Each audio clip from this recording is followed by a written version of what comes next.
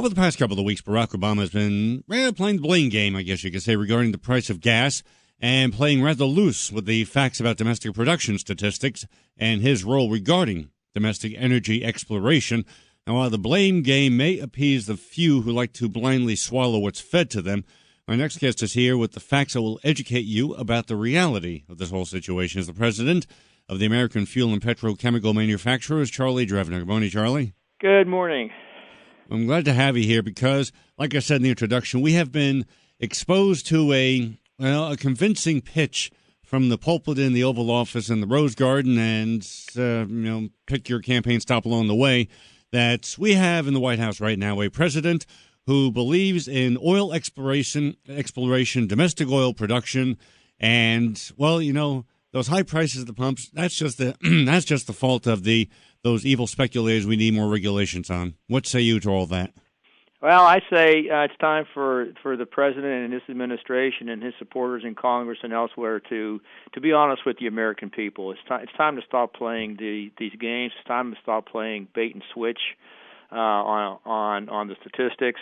First of all, America is not energy poor. We are blessed with energy riches, and we're sitting on vast supplies of oil and natural gas, and more is available from our good friend and neighbor to the north, Canada. We have enough to meet America's energy needs for generations. So when the president tells us that we have, we use 20% of the world's energy and we only have 2% of the supply, that is an outright distortion of the facts. It's an oil scarcity myth that we have to educate the American people in opposition to the president's proclamations. The other thing is that his administration, the president himself, says, well, we've increased oil and natural gas production under his administration.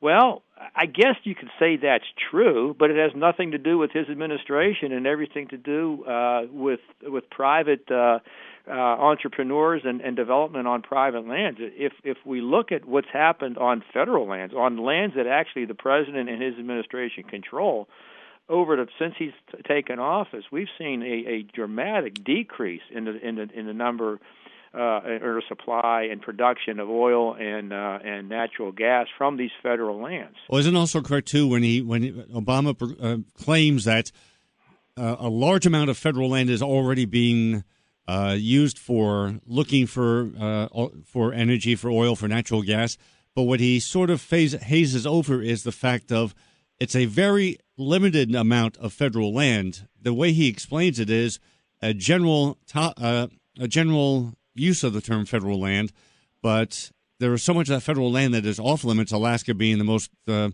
most famous that it's just not. It's an imbalance of what he says versus what the reality is. Well, the reality is, if you look at a map of the United States, and you take and start up, in the Northeast, and look, let's start offshore for a second. You go all the way down from the New England all the way through down the Mid-Atlantic and all the way through south and through Florida. That is all federal lands. That's off limits. You can swing around the other side of Florida to the eastern part of the Gulf of Mexico. That's off limits. Shift over to the Pacific and start in Southern California and go all the way up through Washington and then up into Alaska.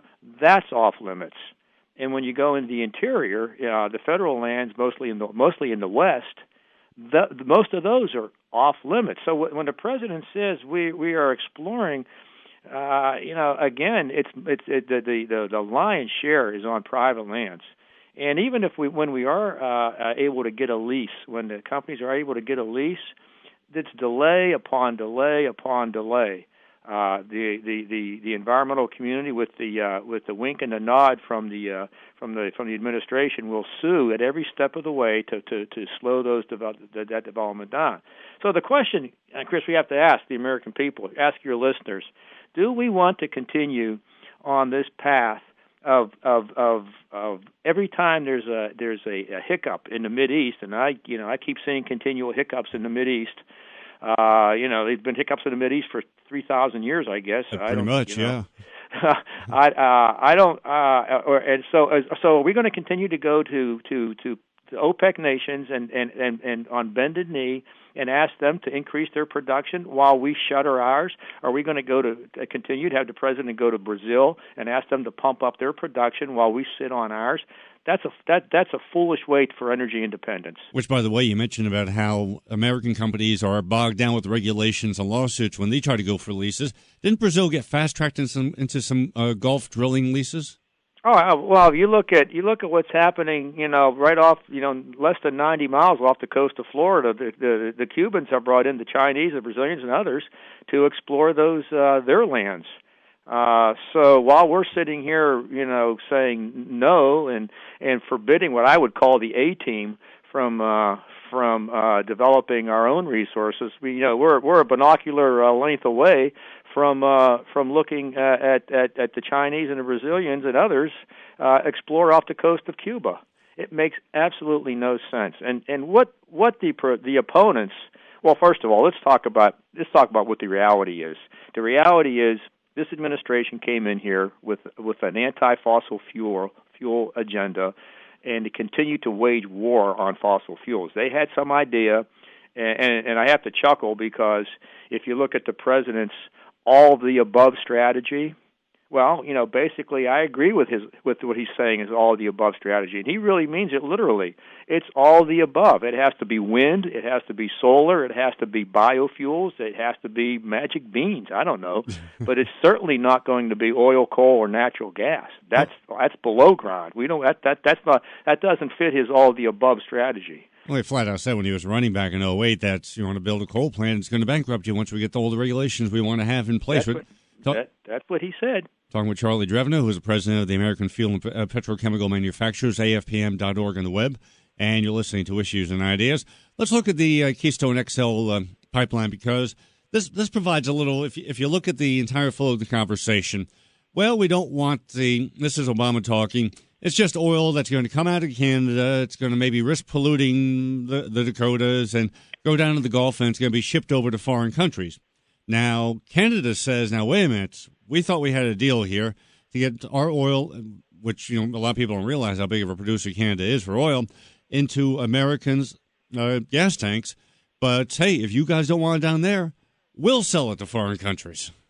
Well, that's exactly right, Chris. And first of all, the president says we're just going to take that oil and ship it overseas. Well, first of all, that's false.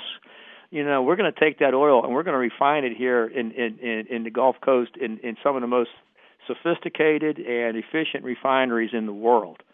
And over 90% of that fuel refined is going to stay right here in the United States. Yeah, we're going to ship some diesel overseas to Brazil, to Latin America, some to Europe.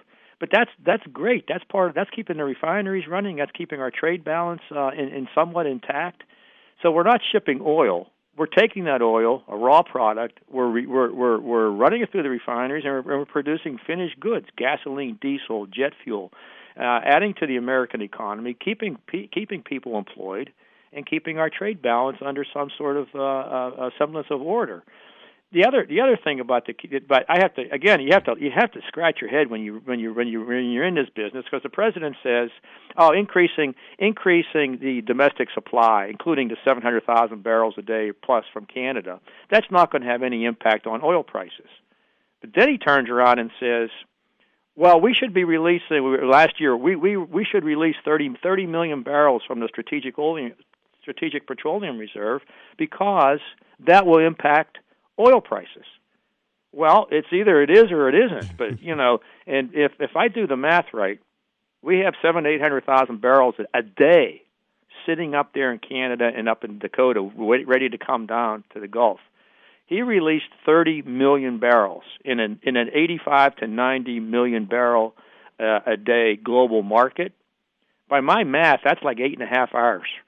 Pretty much worth of oil. We have to wrap up here about a minute less. So basically, when someone is staring down the business end of the signs at the gas stations and they see the price going up, last couple of days, a couple of ticks down, which is nice.